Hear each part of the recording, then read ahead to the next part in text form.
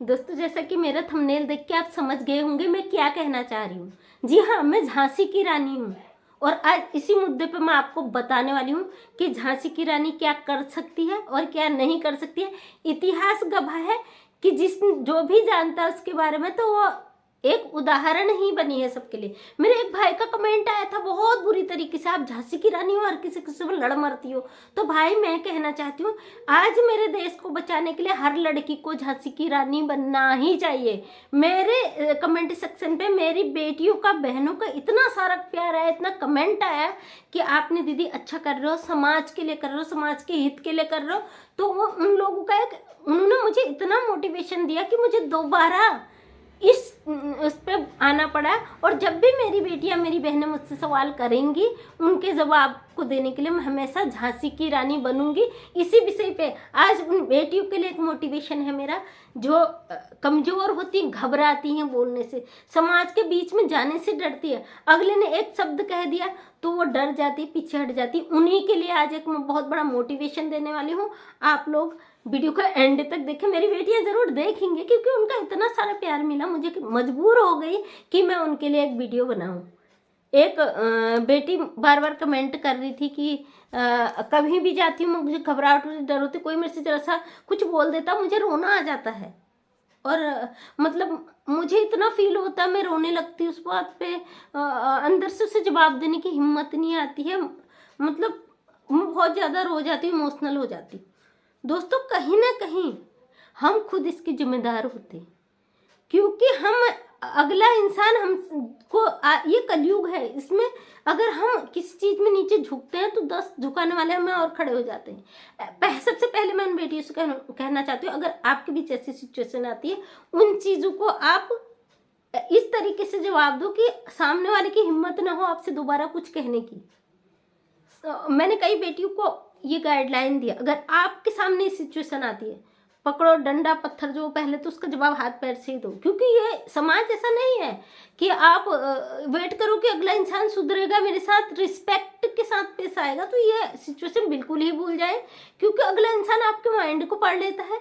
मैं एक साइकोलॉजी की टीचर रही हूँ तो मैं इस चीज़ को अच्छी तरह समझ सकती हूँ। अगला बंदा आपके बारे में, अगर आप थोड़ा सा इमोशनली अच्छी इज्जत से पेश आओगे, ऐसे बदतमीज लोग आपको पलटकर दुगना जवाब देंगे। वो आपको दोबारा जवाब दे उससे पहले उसके पहले जवाब का ही आप ऐसा जवाब दो कि उसको हिम्मत ना हो दोबारा आपके साथ इस तरीके की वो करने की। मैं कहीं भी जाऊं, मैं अपने आप को इतना, आज मेरी एज 40+ हो चुकी है, लेकिन बचपन से मैं बिन माँ की बेटी पली हुई हूँ। बहुत छोटी थी जब हमारी माँ दुनिया से चली गई थी, लेकिन इस दुनिया के ठोकरों ने और हमारे खुद के आत्मसम्मान ने हमें कभी ये गवाह नहीं देने दिया कि हम किसके आगे झुके। सबसे पहले पूरे गांव में आज भी उदाहरण है कि हमने अपने आत्मसम्मान को कभी झुकने नहीं दिया।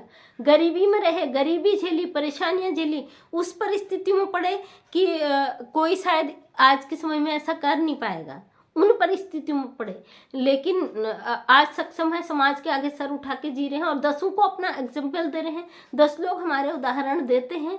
तो मैं उन बेटियों से कहना चाहती हूँ, बेटा सबसे पहले आप खुद के लिए एक उदाहरण बनिए। झांसी की रानी, किसी ने मुझसे कहा था झांसी की रानी है आप सबको, हाँ मैं झांसी की रानी हूँ और मैं और 10,000 झांसी की रानी अपने देश में पैदा करना चाहती हूँ। मैं चाहती हूँ मेरे देश की हर बेटी झांसी की रानी बने, ताकि जिस तरह अंग्रेजों को खात्मा कर दिया था इसी तरह उन बुजदिलों का खात्मा कर सके जो बेटियों को इतना फिजूल और गंदा समझती है। मैं उन बेटों के लिए नहीं कहना चाहती जो अपनी माँ और बहन की इज्जत करता, उस भाई के लिए नहीं कह रही। मेरा वर्ड उन लोगों के लिए है जो लोग लड़की को एक फालतू की चीज समझते हैं, जो ये चीज नहीं समझते हैं, गलत गलत चीजें कहते हैं, बेटी को हर चीज के लिए रोकते हैं और कहते हैं लड़कियां ये नहीं पहन सकती, वो नहीं पहन सकती है, जबकि पहनावे से किसी को जज कैसे कर सकते हैं? अगर पहनावे से ही समाज सुधर जाता, पहनावे से अगर ये चीजें कंट्रोल होने वाली होती।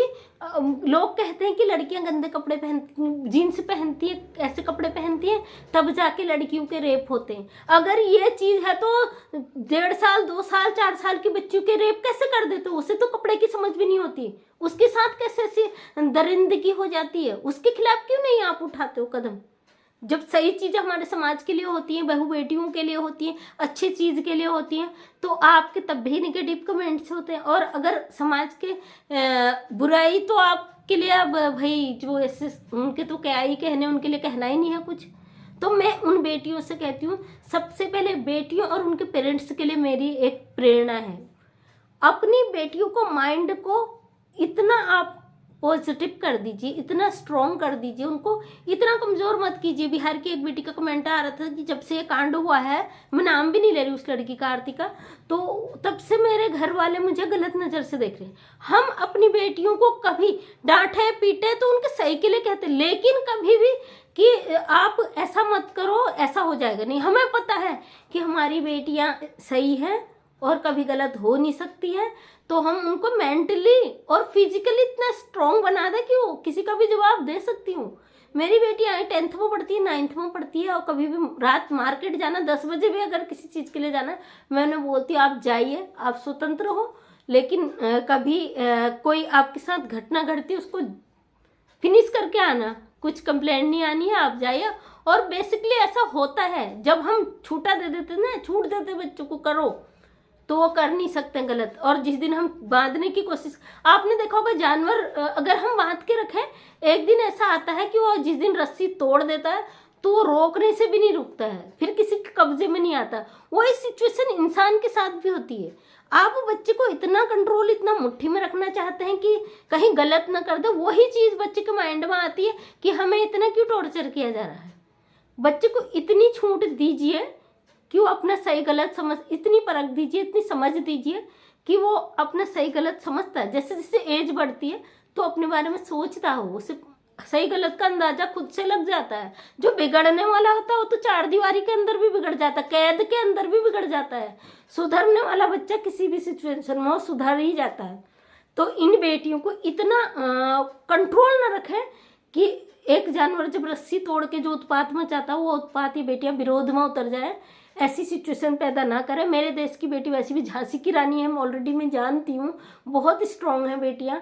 उनको मेंटली इतना डेवलप करें, इतना फ्रीडम दें उन्हें कि वो सही रास्ते पे जाएं, गलत रास्ते पे ना जाएं। जाएंगे ऑब्वियसली, और मैं ये चाहती हूँ गलत के लिए मेरी देश की हर बेटी झांसी की रानी बने, ये मैं उनसे कहती हूँ। और जो भी उनको, कई बेटियों के कमेंट आते हैं जो जिस सिचुएशन से गुजर रही होती, उन्हें ज़रूरत होती है, बोलती मैम इस टॉपिक पे वीडियो बनाओ, मैं बनाती हूँ और डालती हूँ, तो बहुत अच्छा उनका रिस्पॉन्स आता है, वो चीज़ इनको फॉलो करती है। बहुत बहुत धन्यवाद। अगर आपको भी लगता है कि मेरी बातों में कहीं ना कहीं सही है तो प्लीज़ मेरे चैनल को सब्सक्राइब करें, आगे बढ़ाएं। आप लोगों का प्यार मिल रहा है, मैं चाहती हूँ इसी तरह आपका प्यार मिलते रहे। और अगर आपको सही लगता है तो मेरे चैनल को सब्सक्राइब करें, अपनी गाइडलाइन दें, आपका अपना चैनल है, इससे जुड़ें ताकि मैं आपको सपोर्ट कर पाऊँ। तो आपका सपोर्ट मेरे लिए बहुत मायने रखता है और बहुत ज़रूरी भी है मेरे समाज को आगे बढ़ाने के लिए, एक अच्छी दिशा निर्देश देने के लिए। आपका सहयोग ही मेरे लिए सर्वोपरि है। बहुत बहुत आपका धन्यवाद।